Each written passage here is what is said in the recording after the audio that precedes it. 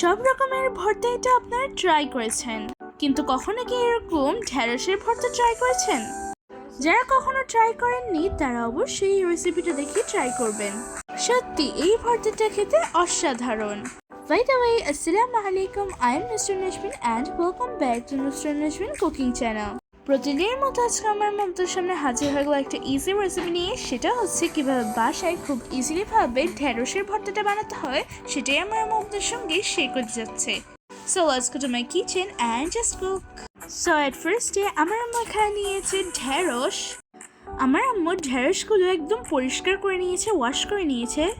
আপনারাও কিন্তু প্রথমে আগে ঢেঁড়সগুলোকে ওয়াশ করে নেবেন।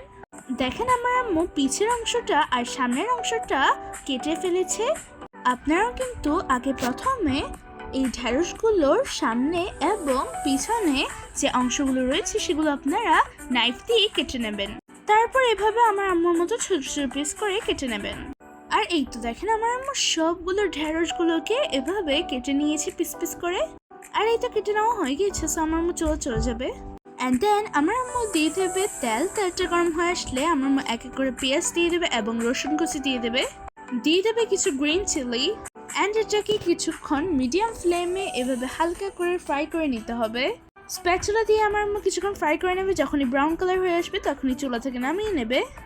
সবগুলো পেঁয়াজ এবং রসুন আমার আম্মু একসাথে উঠিয়ে নিয়েছে। আর আমার আম্মু দিয়ে দেবে ধনিয়া পাতাগুলোকে আমার আম্মু কিছুক্ষণ ফ্রাই করে নেবে। অ্যান্ড দেন ফ্রাই করা হয়ে গেলে তারপর উঠিয়ে নেবে। তারপর আবার একটু তেল দিয়ে একই ফ্রাই প্যানে দিয়ে দেবে ভেন্ডি।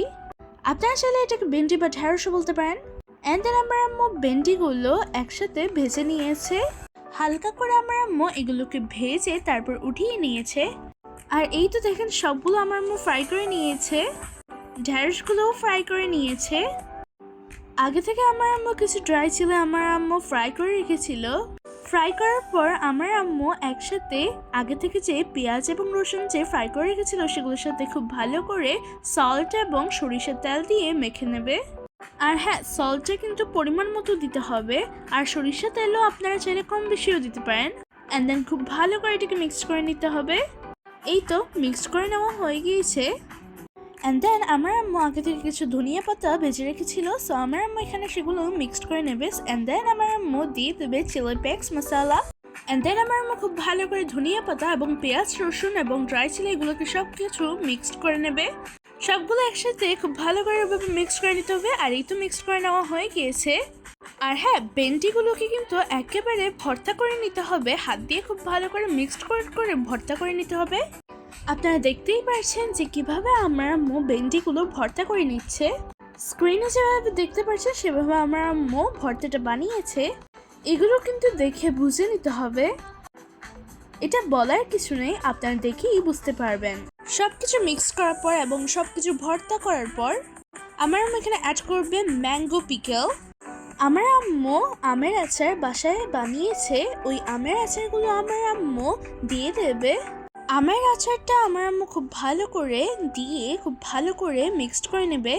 আপনারা চাইলে যে কোনো আপনাদের হোমমেড আমের আচার ইউজ করতে পারেন, বা আপনারা চাইলে যে কোনো আচার ইউজ করতে পারেন অ্যাজ ইউ উইশ।